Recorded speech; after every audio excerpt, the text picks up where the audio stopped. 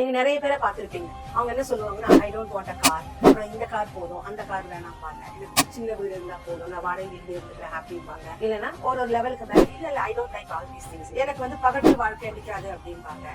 So இதெல்லாம் okay, கேட்கறதுக்கு நல்லா தான் இருக்கும். ஆனா ஒண்ணு யோசிச்சு பாருங்க, எனக்கு இந்த மாதிரி ஒரு பகட்டான வாழ்க்கை வேண்டாம் அப்படின்னு சொல்றவங்க கிட்ட போயிட்டு இந்த வாழ்க்கையை நீங்க கொடுத்து பாருங்க, வேண்டாம்னு சொல்லுவாங்களா?